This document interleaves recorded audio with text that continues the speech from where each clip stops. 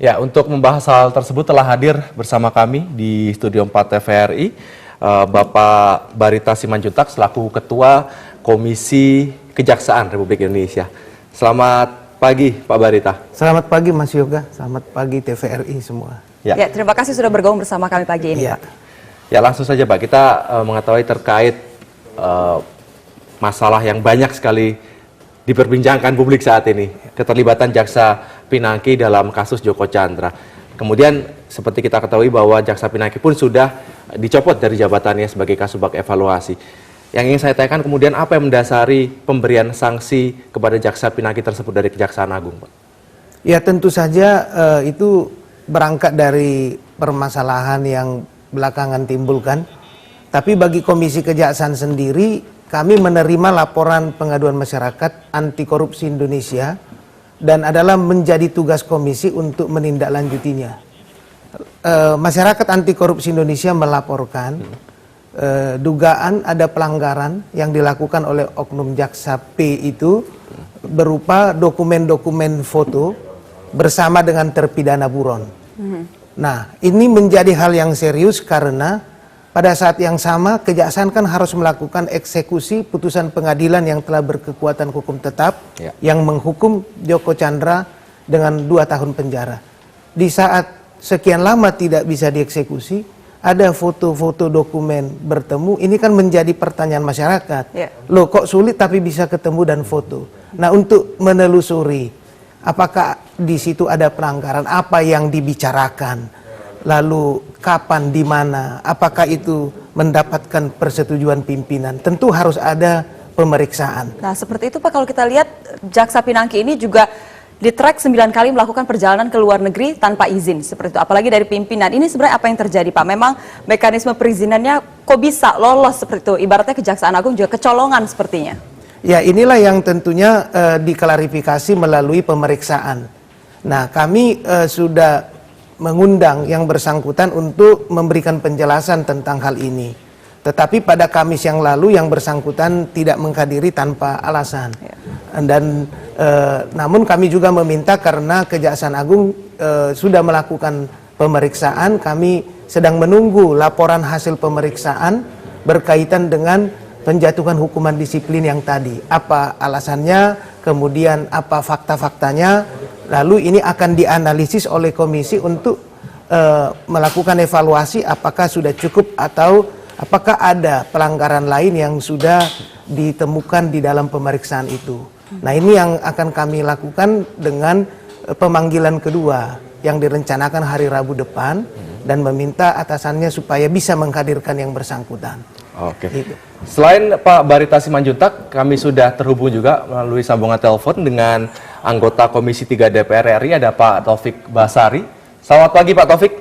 Selamat pagi.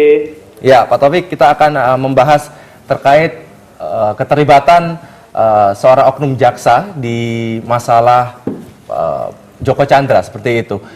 Tentu ini terulang lagi Pak Taufik bahwa ada aparat penegak hukum yang diduga terlibat dalam kasus kriminal. Nah, bagaimana tanggapan dari Pak Taufik melihat hal tersebut? Ya, terkait dengan kasus Joko Chandra ini, semasa pelariannya, menurut saya kita harus membongkar semuanya, ya. Tidak hanya yang terjadi atau melibatkan oknum pihak kepolisian saja, tapi justru di instansi lain yang saya lihat belum ada pergerakannya ya untuk melakukan pembenahan secara internal. Apa yang terjadi selama ini terkait dengan pelarian Joko Chandra kan melibatkan suatu jaringan ya, yang saya sebut ini bagian dari mafia hukum sebenarnya. Oleh karena itu maka saya berharap semua institusi, baik itu Kejaksaan, Kementerian Hukum dan HAM, Kemendagri, bahkan Mahkamah Agung pun juga harus membuka diri bagi pihak Barreskrim agar Barreskrim bisa masuk ke institusi tersebut ya, untuk mengusut lebih lanjut siapa-siapa saja yang bisa dimintakan pertanggungjawabannya terkait dengan pelarian Joko Chandra ini. Baik, Pak Taufik, kalau Anda lihat apa yang perlu dievaluasi dari pihak kejaksaan terkait kasus ini? Karena kalau kita lihat juga ini bukan kali pertama seperti itu terjadi. Apa yang menjadi PR bagi pihak Kejaksaan Agung? Ya tentu pihak Kejaksaan Agung harus melakukan evaluasi secara menyeluruh ya, mengapa ini bisa terjadi. Ya, kalau dikaitkan dengan kasus Joko Chandra memang karena ini ada kaitannya dengan pola praktek mafia hukum, maka pihak Kejaksaan Agung harus berangkat dari pola-pola tersebut. Ya, pola-pola mafia hukum yang biasa terjadi misalnya ada orang-orang tertentu yang menanam, menginvestasi melalui orang-orang yang ada di dalam tubuh institusi tertentu, ya, dengan dibiayai, dengan didukung dan sebagainya, yang pada sewaktu-waktu ketika dibutuhkan maka orang-orang ini akan bergerak untuk membantu bagi penyokongnya tersebut. Nah, oleh karena itu kita harus putuskan pola ini. Yang kedua juga bagaimana kita lihat kinerja dari kejaksaan, ya, apakah yang selama ini dikerjakan itu menunjukkan keberpihakan pada penegakan hukum atau malah sebaliknya. Nah, ini yang harusnya dilakukan oleh pihak kejaksaan. Nah, Pak, kalau kita berbicara soal kerjasama seperti itu, kalau kita lihat kemarin juga Kabar Reskrim sempat mengatakan bahwa ada komunikasi yang intens seperti itu antara pihak kepolisian Indonesia dengan pihak kepolisian Malaysia dalam penangkapan Joko Chandra. Kalau Anda melihatnya Kejaksaan Agung dalam hal ini seperti apa? 11 tahun kita menunggu seperti itu penangkapan Joko Chandra, namun cukup waktu yang lama seperti itu akhirnya Kabar Reskrim Polri yang berhasil menangkap tersebut. Apa yang Anda lihat dalam kasus ini? Ya, inilah menurut saya patut diberikan apresiasi pihak Bareskrim Polri, ya, meskipun juga dengan catatan bahwa baru sekarang kita bisa lakukan ini. Nah, dari pihak kejaksaan memang kita harus kritik keras, ya, kenapa 11 tahun ini tidak ada progres terkait dengan upaya untuk menangkap Joko Chandra dan mengeksekusinya, ya. Padahal sebenarnya ternyata bisa, sesuatu hal yang dianggap mustahil, suatu hal yang dianggap sulit, ternyata bisa tuh dilakukan oleh Bareskrim. Kenapa selama 11 tahun ini tidak dilakukan oleh pihak kejaksaan? Nah, itu juga menurut saya harus ditelusuri apa yang menjadi penyebab. Apakah karena tidak serius? Apakah karena tidak paham strateginya seperti apa yang harus dilakukan? Atau bagaimana? Menurut saya ini menjadi kesempatan bagi pihak Jaksa Agung untuk juga menjelaskan, ya, kekeluaran apa yang terjadi selama 11 tahun ini sehingga tidak sanggup untuk mengeksekusi Joko Chandra, ya. Ataukah karena memang ada kesengajaan untuk tidak mau menangkap Joko Chandra. Itu menurut saya juga harus kita mintakan penjelasannya. Baik, ya, nah sekarang kita juga sudah ada jelas bersama kita juga Pak Barita. Boleh dijelaskan Pak seperti apa jawabannya? Saya kira apa yang disampaikan oleh anggota Dewan Pak Taufik Basari itu benar dan tepat. Sebab apa? Sebab langkah pertama tentunya harus diperiksa yang terkait dengan kasus Joko Chandra ini, khususnya oknum jaksa. Harus ada tindakan yang tegas, yang cepat. Polri sendiri sudah memecat, ya, 3 orang jenderal. Itu bukan pekerjaan yang mudah. Artinya menunjukkan terjadi reformasi birokrasi, revolusi mental di kejaksaan, juga harus melakukan langkah-langkah yang cepat dan tepat agar publik, masyarakat memiliki keyakinan bahwa negara hukum ini berjalan. Baru yang kedua, dilakukan evaluasi keseluruhan. Di mana titik lemahnya, di mana persoalan utamanya, agar ini tidak terulang lagi. Dan itu penting, sebab kasus ini tidak main-main. Sebab kalau hanya sekadar, ya, kemudian pergi ke luar negeri, tentunya pertanyaan berikut, ada apa? Yang ditunggu publik adalah yang dibicarakan itu apa? Apa keterkaitannya? Ini kan hal yang serius. Karena ini menyangkut marwah dan martabat institusi kejaksaan yang harus berani tegas dan keras kepada dirinya sendiri supaya bisa dipercaya. Itu yang saya kira penting dilakukan. Periksa, tindak tegas yang melanggar, sampaikan ke publik. Lalu yang kedua, evaluasi dan perbaiki seluruh sistem berkaitan dengan penangkapan buron ini. Ini saya kira yang penting segera dilakukan demi mengembalikan dan mempertahankan public trust kejaksaan, dan juga untuk menjaga jaksa-jaksa yang berdedikasi, ya, banyak yang penuh integritas mengerjakan tugasnya.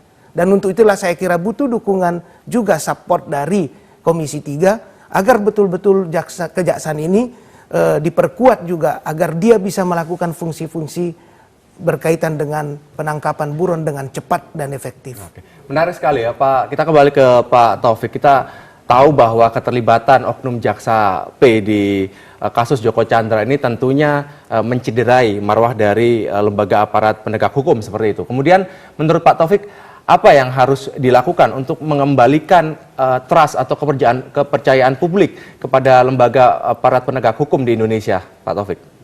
Ya, saat ini kan yang sudah dilakukan oleh pihak Kejaksaan Agung adalah mencopot dari jabatannya, ya.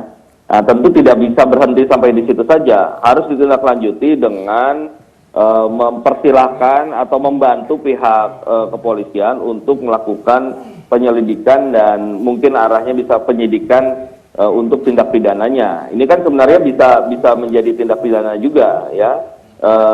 Jaksa yang memiliki tugas untuk menangkap atau mengeksekusi seorang terpidana tapi malah bertemu dan tidak melakukan tugasnya, itu bisa dikenakan pidana juga pasal 226 dan pasal 426 KUHP, ya. Nah, oleh karena itulah maka supaya benar-benar tadi seperti yang dikatakan bahwa harus tegas, kejaksaan salah satunya adalah memberikan dukungan, mempermudah bagi Barreskrim untuk menindaklanjuti secara pidana terhadap oknum-oknum yang terlibat dalam kasus Joko Chandra ini di kejaksaan. Baik, Pak Taufik, kalau kita lihat tidak hanya pihak kejaksaan dalam hal ini yang terlibat dalam kasus Joko Chandra, namun juga banyak aparat penegak hukum yang terlibat seperti itu. Kalau Anda melihatnya seperti apa? Apa memang ini kecolongan atau ada apa ini yang dirahasiakan seperti itu? Jadi ini seperti yang saya sampaikan dalam berbagai kesempatan bahwa kalau kita lihat rangkaian peristiwanya ini menggambarkan pola praktek mafia hukum, ya, di mana saling berkait antara satu peristiwa dengan peristiwa lain. Kita ambil saja yang paling hulunya deh, soal informasi, ya, untuk bisa memuluskan langkah-langkah Joko Chandra keluar masuk ke Indonesia itu butuh informasi. Ya, informasi misalnya statusnya sekarang seperti apa, tanggal berapa, kapan waktu yang tepat untuk dia bisa masuk, yang bisa aman, gitu kan? Itu baru informasi tuh, dan informasi-informasi lainnya. Kemudian untuk menunjang skenario ini, siapa saja yang harus kita libatkan? Misalnya mulai dari kalau untuk kita butuh KTP, berarti kita harus melibatkan lurah, ya, dengan petugas yang membuat KTP-nya. Ada kebutuhan untuk membuat paspor, disiapkanlah kantor imigrasi mana yang siap untuk membuat paspor tersebut, siapa yang petugas yang akan melakukannya, sampai bahkan dihitung waktunya, ya, jam berapa harus datang supaya tidak ngantri, selesainya harus jam berapa, perjalanannya harus diamankan juga supaya tidak tertangkap. Kenapa? Karena seorang buronan pasti dia akan tidak mau konyol, ya, datang masuk ke Indonesia mengurus berbagai hal tapi akhirnya ditangkap. Dia harus pastikan dulu semuanya aman. Nah, artinya apa? Ini tidak hanya berhenti di 1-2 orang saja yang saat ini sudah mulai diungkap, ya, tapi ada pihak-pihak lain yang juga menurut saya harus ditelusuri lagi peranannya masing-masing. Dan oleh karena itulah maka butuh komitmen dari setiap institusi yang ada. Kemenkumham misalnya, dia harus menyatakan, mari silakan kita buka pintu yang sebesar-besarnya bagi Barreskrim untuk masuk ke institusi kami. Kami akan bantu informasi apa yang dibutuhkan, administrasi apa yang dibutuhkan bagi pihak kepolisian untuk menelusuri ini, kita akan bantu selalu-selalu. Itu yang kita harapkan, komitmen dan dukungan dari instansi-instansi yang kemungkinan akan juga terkait dengan peristiwa ini. Ya. Pak Barita, memang Kejaksaan Agung rencananya baru akan memanggil oknum bersangkutan pada hari Rabu depan. Tapi apakah sejauh ini Kejaksaan Agung sudah menerima informasi terkait apa saja yang dikomunikasikan antara oknum Jaksa P tadi dengan Joko Chandra selama pertemuan? Ya, kita sudah mendapatkan laporan dan informasi itu dari masyarakat. Tentunya kita harus klarifikasi kepada yang bersangkutan. Saya tidak bisa menyampaikan pada saat proses sedang berjalan. Itulah perlunya kehadiran yang bersangkutan untuk kita dengar penjelasannya, untuk kita mintai informasi supaya terang duduk masalahnya. Sebab bagi komisi, sesuai dengan tugas kewenangannya ini penting, sebab Komisi Kejaksaan itu adalah lembaga negara yang salah satu tugasnya adalah melakukan pengawasan, pemantauan, penilaian kinerja dan perilaku jaksa dan pegawai kejaksaan dalam melakukan kewenangannya yang diatur oleh peraturan perundang-undangan dan kode etik. sebagian dari tugas itu telah dilakukan pengawas internal, yaitu Jaksa Agung Muda Pengawasan. Nah, inilah yang kita tunggu laporan hasil pemeriksaannya. Berdasarkan hal itu, laporan pengaduan masyarakat kita tindak lanjuti, LHP kita analisis, yang bersangkutan kita dengarkan keterangannya, outputnya adalah Komisi Kejaksaan akan menyampaikan rekomendasi tentang persoalan ini kepada Presiden Republik Indonesia, sebab Presidenlah komisi bertanggung jawab, dan kepada Jaksa Agung. Tidak saja berkaitan dengan yang bersangkutan, tetapi juga tentang organisasi, sarana prasarana kejaksaan, dan SDM-nya. Baik, Pak, satu lagi yang ingin saya tanyakan. Kalau kita lihat sekarang, walaupun sudah dicopot seperti itu, tapi banyak dari kalangan menilai bahwa dari pihak kejaksaan juga ini langkah yang tidak cukup seperti itu, tidak hanya dicopot saja. Apakah ada langkah-langkah yang akan ditelusuri atau yang akan dilakukan selanjutnya, atau ada oknum lain selain Jaksa Pinangki sendiri? Ya, ini hal yang tadi saya katakan serius. Ini tidak bisa berhenti sampai di sini. Untuk itu kan kita harus mendengar dan mengetahui duduk masalahnya, apa yang dibicarakan, siapa yang terkait di situ. Nah, dengan itu kita akan bisa menentukan langkah-langkah proses apa, misalnya proses hukum. Kan sudah ada fakta-fakta peristiwa yang tentunya itu akan lengkap dan komprehensif, objektif apabila kita dengarkan dari yang bersangkutan. Yang bersangkutan juga punya hak untuk memberikan pendapat tentang apa yang dituduhkan kepada yang bersangkutan. Untuk itulah komisi mengundang yang bersangkutan. Tapi sayang sekali hari Kamis yang lalu yang bersangkutan tidak hadir tanpa alasan. Baik. Nah, ini juga satu indikasi bagi kita begitu pentingnya ya pengawasan di aparat penegak hukum supaya dapat dipercaya. Sebab salah satu instrumen reformasi birokrasi adalah keterbukaan, responsivitas kepada pengawasan dan tindak lanjutnya. Nah, Polri sudah berani melakukan evaluasi terhadap ini dengan tegas. Saya kira dan kita yakin Kejaksaan juga segera melakukan hal yang seperti itu. Baik, kita tunggu. Terakhir ke Pak Taufik. Pak Taufik, tadi dikatakan oleh Pak Barita bahwa Kejaksaan Agung akan memanggil oknum jaksa Komisi Kejaksaan Agung akan memanggil yang kedua ya pada Rabu depan. Nah, kemudian apa yang Pak Taufik atau DPR harapkan di sini dari hasil pemanggilan kedua oknum jaksa P tersebut, Pak Taufik? Ya, kita memberikan dukungan penuh pada Komisi Kejaksaan untuk bekerja untuk menelusuri ini secara mendalam ya. Untuk juga selain memeriksa dari oknum jaksa yang memang sudah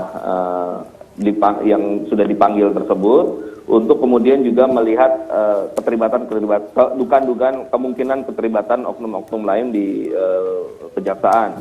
Dan kemudian dari hasil penelusuran Komisi Kejaksaan kita bisa jadikan bahan evaluasi untuk kedepannya.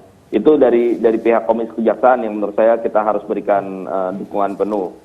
Tapi juga di sisi lain dalam waktu yang bersamaan menurut saya juga Barreskrim bisa segera mulai untuk berkoordinasi dengan pihak Kejaksaan Agung untuk melakukan penyelidikan ya, karena sudah bisa dilakukan penyelidikan untuk pidananya, karena memang secara hukum pidana paling tidak di pasal 223 dan 426 KUHP itu bisa diterapkan dalam hal adanya pihak oknum jaksa yang tidak menjalankan tugasnya ketika mengetahui keberadaan seorang buronan ya, dalam hal ini Joko Chandra. Nah, inilah yang mesti berjalan dari segi kewenangan Komisi Kejaksaan harus berjalan dan kita harus dukung sepenuhnya dari pihak penyelidikan pidana di Barreskrim untuk institusi-institusi yang terkait, tidak hanya Kejaksaan Agung ya, tapi juga